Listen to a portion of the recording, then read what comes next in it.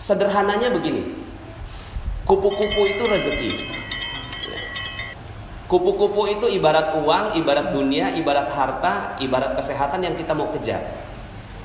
Cara nyari rezekinya gimana caranya? Karena itu kupu-kupu, maka yang kita lakukan adalah kita ambil jaring, kemudian kita tangkap itu kupu-kupu. Yang kita pelajari pun setiap hari di kuliahan, anak-anak didik kita, anak-anak kita semua dididik untuk pertama bisa punya jaring, kedua bisa cekatan dan gesit dalam menangkap kupu-kupu. Itu yang dari dulu diajari ke anak-anak kita.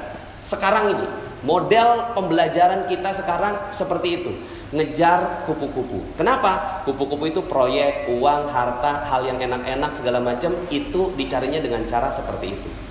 Akhirnya apa yang terjadi? Semuanya ngejar kupu-kupu. Pas ditangkap, dimasukin dalam sangkar, senang.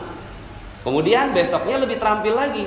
Karena udah terampil, akhirnya bukan satu jaring, dua jaring diambil, masuk 4 kupu-kupu masuk dalam sangkar. Besoknya begitu lagi, 5 kupu-kupu masuk dalam sangkar. Besoknya lebih terampil lagi, cabang bisnisnya makin banyak, 10 jaring diambil, 100 kupu-kupu sekali ambil, masukin dalam sangkar. Sekarang pertanyaannya, setelah kekumpul 1000 kupu-kupu di dalam sangkar, 1000 kupu-kupu sudah ada di dalam sangkar.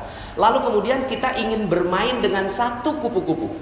Ingin bermain dengan satu kupu-kupu. Kita mulai buka pintu sangkarnya, lalu kemudian kita pengen bermain dengan satu kupu-kupu. Gimana perasaannya, Pak? Halo? Ini masih pada hawa sahur. Terkumpul 1000 kupu-kupu di dalam sangkar, lalu kemudian kita pengen buka pintunya. Pas dibuka pintunya, ya, keluar semua. Perasaan apa yang ada pada saat itu? Perasaannya, apa perasaannya? Galau, khawatir, cemas, takut, gelisah. Itulah dunia. Itulah dunia. Kita selama ini, anak-anak kita, belajar yang tinggi. Buat apa, Pak? Buat supaya kamu dapat nilai tinggi. Terus, supaya kamu bisa kerja. Terus, supaya kamu bisa nikah. Terus, semuanya diajarinya untuk apa? Untuk bisa ngambil kupu-kupu. Tapi, anak kita bingung. Bahagianya di mana? Pas mau dinikmati, kemudian dia mulai buka pintunya, kok saya nggak bahagia? Maka, kalau mau bermain dengan kupu-kupu, kenapa tidak bangun taman? Kalau mau dapetin kupu-kupu dan bermain dengan kupu-kupu, kenapa tidak bangun taman? Cuma caranya berbeda, alatnya juga berbeda. Yang satu ke atas, yang satu ke bawah. Dia mulai cangkul, pelan-pelan, masukin benih, dijagain, disiramin, dipupukin, lalu kemudian tangkainya mulai muncul, lalu kemudian daunnya muncul, bunganya muncul. Pas bunganya muncul, kebahagiaan terus berlipat. Ketika kupu-kupu itu datang, kupu-kupu udah pasti datang kalau ada bunga. Udah sunatullah. Kalau udah ada bunganya, itu kupu-kupu pasti datang. Sekarang pertanyaan saya, ketika ada satu kupu-kupu dan kita bermain dengan kupu-kupu itu, ada nggak perasaan yang tadi? Ada? Resah, galau, gelisah, cemas, ada? Halo? Udah nggak ada ya? Begitu yang harusnya dilakukan untuk mencari rezeki. Cuma selama ini yang kita lakukan adalah ngambil kupu-kupu dan nggak punya taman. Akhirnya apa yang terjadi? Malam hari galau. Kenapa? Kupu-kupu hilang. Dicuri, hilang. Hilang handphone, galau. Diputus pacar, besok bunuh diri. Anak-anak kita sekarang, jangan sembarangan Bapak Ibu. Mungkin zaman-zaman kita, ini saya mulai memahami psikologi anak-anak kita sekarang. Mereka hilang loh Pak. Hilang mereka, kebahagiaan hilang. Mereka berpikir bahwa kebahagiaan itu bisa didapat di gadget, di dubsmash. Tahu dubsmash? Instagram, ya. Itu mereka mulai dapatkan kebahagiaan di situ. Itu semua.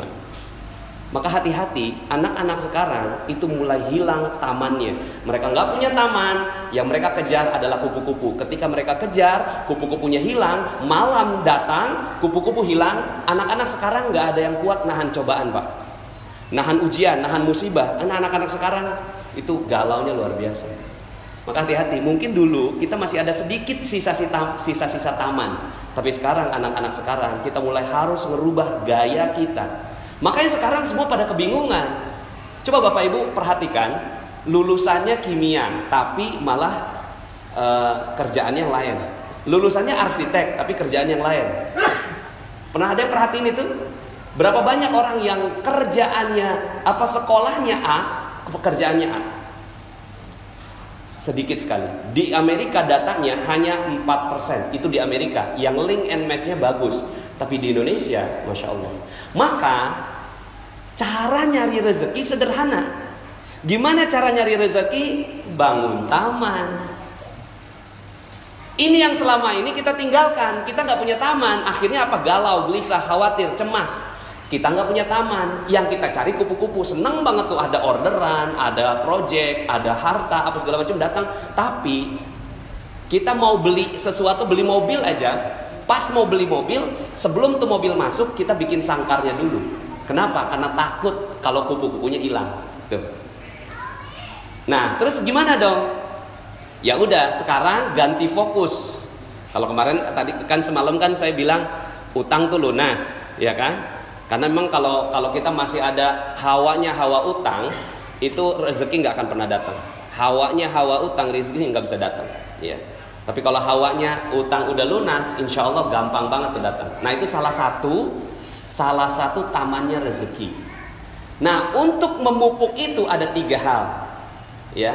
Ini tadi saya dipesanin, Ustadz kultum aja, benar-benar kultum, kuliah 7 menit. Ya udah, saya cuma kasih kisi-kisinya. Fokuslah pada 3 hal ini. Fokuslah pada 3 hal. Pertama, pikiran yang positif. Pikiran yang positif bahwa segala sesuatu bagus, segala sesuatu indah, husnudzon billah. Ini adalah taman yang paling indah. Taman yang paling indah adalah husnudzon billah. Husnudzon billah itu apa? Pokoknya semuanya positif dah. Masuk rumah sakit positif, ya kan? Bangkrut positif, ya. Jalanan kemarin macet apa penuh? Nah, penuh. Udah nggak ada jalanan macet di Jakarta ya.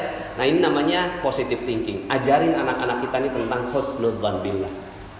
Kalau anak-anak kita berhasil mendapatkan ini, maka ini adalah sebuah kebahagiaan yang luar biasa. Yang perlu dicari ini positive thinking. Positive thinking. Yang kedua, ketenangan jiwa. Ini yang perlu dikejar. Ketenangan jiwa ini namanya positive feeling. Kalau bahasanya kan positive thinking, positive feeling. Rasa itu harus tenang, cool, damai, enak, setenang samudera. Nggak boleh ada perasaan deg-degan. Deg-degan sedikit, itu langsung hilang seluruh rezeki. Jadi misalnya nih, kita punya utang, katakanlah masih punya utang ya, orang sana ya. Kalau di sini kan udah nggak ada yang punya utang ya. Orang sana masih ada utang. Terus kemudian gitu ya, ketemu sama debt kolektornya. Udah 1 bulan selalu menghindar sama debt kolektor. Pas banget saat itu dia lagi ngantri makanan di mall, pas balik debt kolektornya ada di belakang. Kira-kira bagaimana jantungnya? Ya. Mau copot katanya. Deg-degan, berdebar. Berdebar adalah ciri rezeki hilang. Berdebar, jantung berdebar itu ciri bahwa kita tidak punya rezeki lagi. Tamannya hilang. Maka apa yang harus dilakukan? Yang harus dilakukan mendidik jiwa supaya tenang dalam segala kondisi.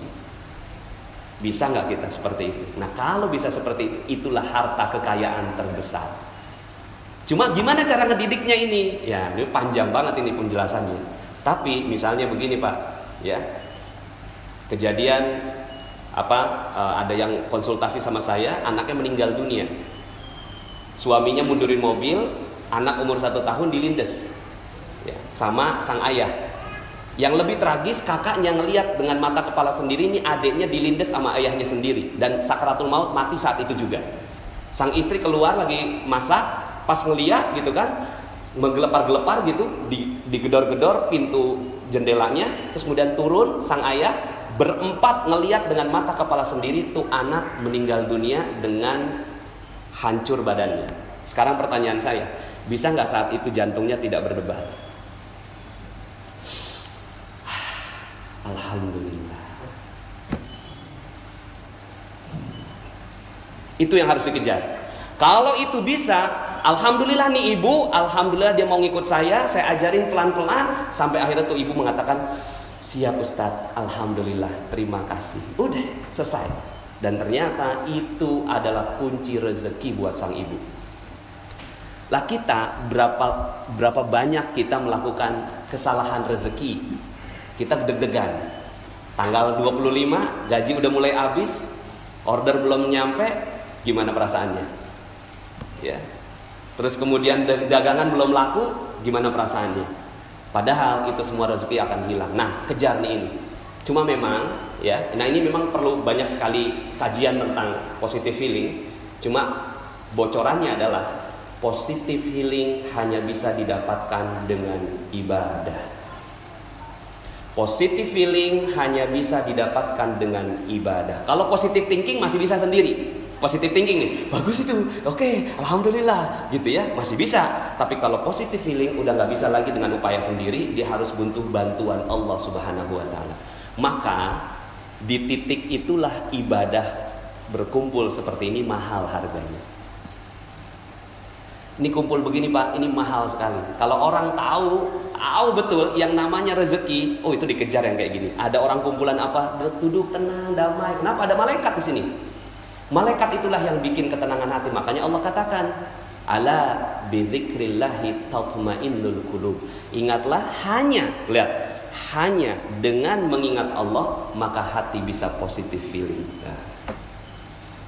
Cuma selama ini ya kita nggak kejar ini, coba sekarang kejar. Aduh, yang saya mau kejar adalah positive feeling, ketenangan jiwa. Karena itulah kekayaan sebenarnya. Kekayaan sebenarnya bukan harta, bukan mobil, bukan rumah, bukan yang lain, tapi ketenangan jiwa adalah kekayaan sebenarnya. Ya, dikatakan oleh Rasulullah SAW, laisal ghina an kasratil arad, walakinnal ghina ghinan nafs.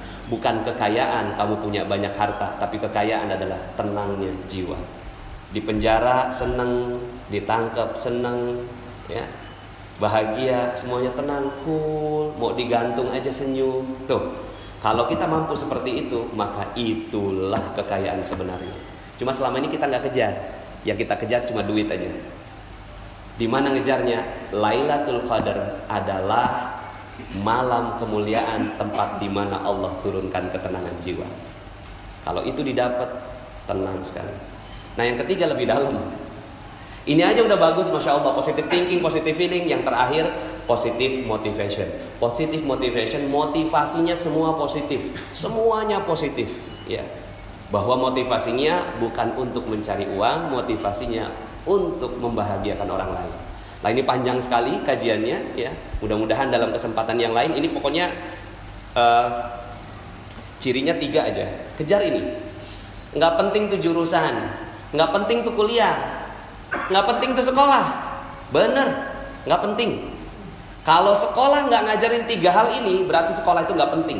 Makanya sekarang ini muncul adanya gerakan anti sekolah. Kenapa? Karena di sekolahan anak-anak berantem juga, ya. Tapi bukan berarti bahwa saya anti sekolah, tidak. Kalau di sekolahan ini mengajarkan 3 hal ini, maka sekolah itu perlu dikejar. Tapi kalau sekolahan ini nggak ada yang kayak gini, nggak ada 3 hal ini, yang diajarin cuma matematik, fisika, kimia, biologi, arsitektur, ya, kemudian astronomi, itu dia berarti ngajarin kupu-kupu. Tapi kalau dia ngajarin taman, dia ngajarin 3 hal ini, sehingga anak ada apapun dia senang, bahagia. Anak ada apapun dia tenang. Ada azan, dia langsung lari ngejar tuh azan. Kenapa? Di situ ada ketenangan jiwaku, Pak. Di situ ada ketenangan jiwaku, Mah. Maka aku akan kejar itu. Kalau ada sekolah yang ngajarin kayak gini, kejar itu sekolah. Karena itulah sebenar-benarnya kekayaan. Demikian, mohon maaf atas segala kekurangan.